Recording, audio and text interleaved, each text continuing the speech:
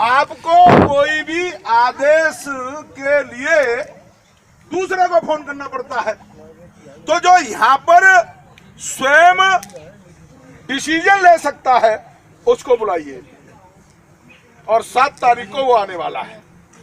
लेकिन उससे पहले हमने क्या कहा है, उसने एक लेटर दिया लेबर डिपार्टमेंट को कि साहब आपकी कार्रवाई में आने के लिए हम तैयार हैं, लेकिन हम सुरक्षित नहीं हैं 21 तारीख को।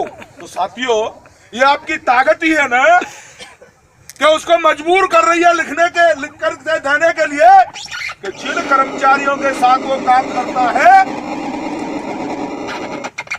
जो कर्मचारी उसको नमस्ते करते हैं, जिनके लिए वो अधिकारी है, वह अधिकारी ये लिखने के लिए मजबूर हुआ कि हम लेबर डिपार्टमेंट में आने में हम सुरक्षित नहीं हैं।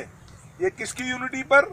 ये आपकी यूनिटी पर। मैंने आज बताया उनको कि महोदय, जब हमको ये भी काम करना पड़ेगा ना, तो जिन बॉडीगार्डों को लेकर के आते हो ना, ये आपकी सुरक्षा नहीं कर सकते। मैंने बताया उनको, एक मैनेजमेंट बड़े अच्छे खासे चांद घोट मोट करा करके कान टूटे हुए लेकर के आ गई।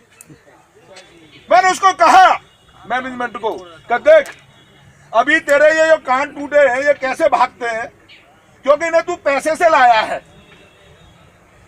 और किसी को भी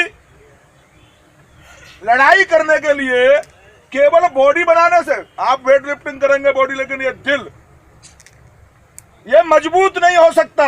ये किराए के टट्टू जब मैं करूंगा तो ये कुछ करेंगे नहीं। बोले ऐसा नहीं साथियों, आपको विश्वास दिलाता हूं, 5-5 जो बॉडीगार्ड थे, सालों को मुर्गा बनाया मैंने एलसी के सामने। ये क्या है? मैनेजमेंट को बता देना चाहता हूं कि जो बॉडीगार्ड लेके जाती है ना, जिस दिन नगिंदर चाहेगा सालों को मुर्गा बना दूंगा वहां पर। मैंने उनको कहा कि हमारा जो कार्यक्रम चल रहा है शांतिपूर्वक ढंग से चल रहा है। जहां पुलिस ने कहा वहां हम बैठे हुए हैं, लेकिन किसी बॉडीगार्ड से और उससे मेरे कर्मचारियों को प्रताड़ित करने की कोई कोशिश करेगा तो भारतीय मजदूर संघ चुप बैठा रह जाएगा। ये संभव नहीं है। मैंने उनको याद दिलाया कि पालम हाईवे जाम हुआ था, गोरखपुर के एजिटेशन में, वो हमारे नेतृत्व में हुआ था। पुलिस वाले भी घायल हुए थे, कर्मचारी भी घायल हुए थे, और हम 25 जेल भी गए थे। वह भी स्थिति आराम से बैठे हैं, हम उसको समझा रहे हैं, उसकी समझ में नहीं आ रहा। हम नहीं निकले हैं वहां से। हम अपनी किसी मांग को लेकर के कंपनी के अंदर थे। मेरे 250 कर्मचारियों को पुलिस के द्वारा थाने पहुंचवा दिया, और मेरा कर्मचारी रात में किस किस तरह से आए, यह मेरे कर्मचारियों का अपमान है, भारतीय मजदूर संघ का अपमान है। वो सोच रहा है कि ये बात हमने बर्दाश्त कर ली है, ये हमारे दिल में है, और हम बता देंगे। उसको कहा हमने कि तेरी तो औकात क्या है। नगिंदर के सामने तो ऐसे ऐसे आए हैं जो पहले कर्मचारी की समस्या के साथ प्रबंध की तरफ से प्रतिनिधि के रूप में आते हैं, जब उसकी खुद की नौकरी जाती है तो नगिंदर के आकर के चरण छूता है, मेरी नौकरी बचा दो। वह स्थिति तेरे सामने आएगी। आज ये उद्योग है, क्योंकि हमने कहा कि हम उद्योग हित में काम करते हैं, हम राष्ट्र हित में काम करते हैं, हम मजदूर हित में काम करते हैं। आज यहाँ उद्योग है तो वो प्रशासन भी है, आज यहाँ उद्योग है तो आप कर्मचारी भी हो। जब उद्योगी नहीं रहेगा, जो मालिक है वो यहाँ का नहीं है, वो विदेशी है, उसका एक जगह काम नहीं चलेगा, उसमें कोई आफत नहीं पड़ने वाली, पर ना तू मैनेजर रह पाएगा। तूने ये सोच रखा हो कि मेरे कर्मचारियों को बाहर करके तू नौकरी कर लेगा, यह संभव नहीं है। मेरे कर्मचारियों को वहां पहुंचवा दिया थाने में, अब कह रहा है लिख करके दीजिए। अरे तू लिख करके दे। जिस तरह की तूने बदतमीजी की, पुलिस को बुला करके मेरे कर्मचारियों को थाने में भिजवाया, उसके लिए पहले तू लिख कर दे कि इस तरह की कार्रवाई नहीं करेगा। हम कोर्ट के आदेश की पालना करते हुए 100 मीटर की दूरी पर हैं, और पुलिस कहेगी तो और 20 मीटर चले जाएंगे। हम कोर्ट के आदेशों की अगर पालना कर रहे हैं तो इसे हमारी कमजोरी ना समझे। आज मैं चेतावनी दे रहा हूं कि अगर इस मैनेजमेंट ने आपके साथ समझौता नहीं किया तो ये जो गाड़ियां जा रही हैं, जो मजदूर जा रहा है काम करने के लिए, हम किसी को काम नहीं।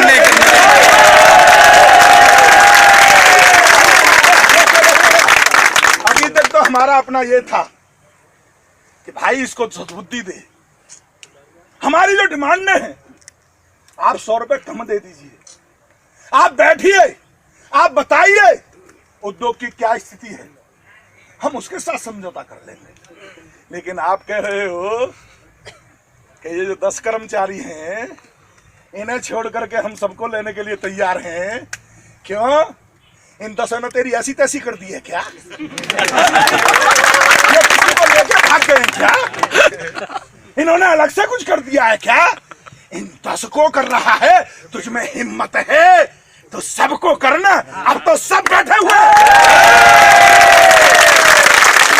साथियों, जब ट्रेड यूनियन एक्ट बना तो हम गुलाम थे। इस गुलाम भारत को भी अंग्रेजों ने अधिकार दिया कि आपके साथ कोई ज्यादती होती है तो उसके लिए आवाज किस किस तरह से आप बुलंद कर सकते हैं। हमने 11 तारीख का यहां पर कार्यक्रम करने की योजना बनाई है। 8 तारीख को हम अपने केंद्र की प्रदेश की मीटिंग बुलाई है जिसमें लगभग 100 यूनियनें आने वाली हैं। हम उन सभी यूनियनों से आग्रह करेंगे और हमने पुलिस प्रशासन को भी लेटर दे दिया है, हमने कमिश्नर साहब को भी दे दिया है कि अगर इसने बात नहीं की तो गाड़ी की तो बात छोड़िए, यहां से मच्छर तक नहीं जाएगा। मैं निश्चित ही यहाँ के क्षेत्र के सांसद को बुलाऊंगा। मैं अपने और बड़े नेताओं भी यहां पर आएंगे, क्योंकि मैंने इनसे एक बात कही कि अगर यूनियन के साथ समझौता करने में तुम सफल नहीं होते तो हायर मैनेजमेंट तुमको फेल बताएगी। अगर इन कर्मचारियों की समस्या का समाधान करने में मैं असमर्थ रहता हूं तो मेरा जो केंद्रीय जो मेरे पदाधिकारी हैं वह मुझे असमर्थ बताएंगे कि आप किसी यूनियन को टैकल करने में असफल रहे हैं। जिस तरह से तेरी नौकरी इन कर्मचारियों से सही काम लेने के लिए बनी हुई है, उसी तरह से मैं दिल्ली प्रदेश का महामंत्री, मेरे साथ जो भी यूनियन आती है उसको मैं कैसे सफलता दिलाऊं, ये मेरा काम है। आपके लोग गए थे, एक घटना बताता हूं मैं आपको। ये जो काले कोट वाले हैं, जो वकील हैं, ये अपने आप को जब मैनेजमेंट की तरफ से आते हैं तो बिगर मजिस्ट्रेट से कम नहीं समझते। आपका अधिकार जो साथी गए थे उनको भी एएलसी ने बताया था। एक डीएलसी के पास बैठक चल रही थी और उस वकील ने थोड़ा सीमा से बढ़कर बाहर जाकर के कुछ बर्ताव किया तो उसकी कुटाई वहीं पर हुई। पुलिस आनी थी, पुलिस आ गई। उन्होंने कहा कि इसकी हम जमानत नहीं होने देंगे। तो ऐसे तो साहब ने कहा कि झगड़ा कितने लोगों में होता है, अकेला कोई झगड़ा कर सकता है क्या? बोले हाँ जी, अकेला तो नहीं कर सकता। और जब झगड़े में बंद होंगे तो एक होगा या 2 होंगे। भाई झगड़ा हुआ है ना, आप ही कह रहे हो, मेरे पे कॉल है कि झगड़ा हुआ है, हमको मारा है, तो जेल तो तुमको भी जाना पड़ेगा ना। अब काले कोट वाले की हवा खिसकने लग गई, क्योंकि वो तो ये सोच रहा था ना। फिर उसने, मैंने कहा कि यहाँ अफजल के लिए वकील मिल सकता है, यहाँ जो बलात्कार होता है उसके लिए वकील मिल सकता है। तो मैंने कोई बलात्कार किया है क्या? ठोका ही तो है तुझको। अरे जिसे पैसे दूंगा वो जमानत कराएगा। और डरते वो लोग हैं जिन्होंने तिहाड़ को ना देखा हो, डरते वो लोग हैं जिन्होंने पुलिस की लाठियां ना खाई हो। नगिंदर ने तो पुलिस की लाठी भी खाई है और तिहाड़ भी गया। मजदूरों के हित के लिए इन मजदूरों के हित के लिए एक बार नहीं 10 बार भी तिहाड़ जाना पड़ेगा, मंजूर हूं, मंजूर है। और इस तरह की यूनिटी अगर मेरे पास में है, जो गए हैं वो वास्तव में गद्दार है, उन्होंने पहला भी गद्दारी की है। उन साथियों को छोड़ करके वहां मैनेजमेंट के सामने लिख करके अरे ड्यूटी कर रहे हो, अपने जमीर से, आत्मा से पूछो कि तुम्हारे दिल पर गुजरती क्या होगी। अपने साथियों को छोड़ करके गए हो।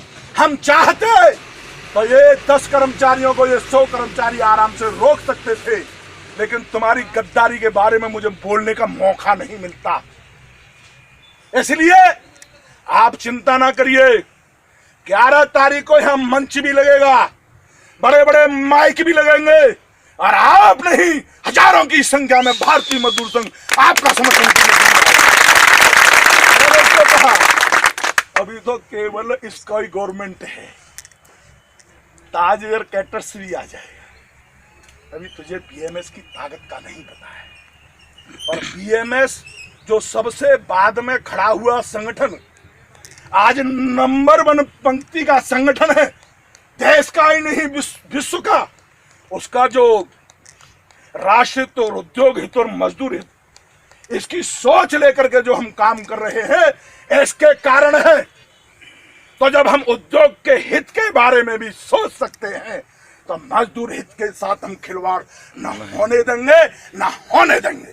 साथियों, मेरा कई दिन पीछे भी मेरा आने का था, लेकिन आपके एयरपोर्ट अथॉरिटी के जो जोरबाग मेट्रो स्टेशन, कल आपके कुछ भाई गए थे, उन्होंने भी देखा था, वहां 3 दिन का धरना था, और भी कुछ काम चलते हैं। मैं भले ही कहीं पर रहता हूं, लेकिन मेरा दिल दिमाग, जब तक इसमें सफलता नहीं मिलती, आप मुझे साथ मानिए।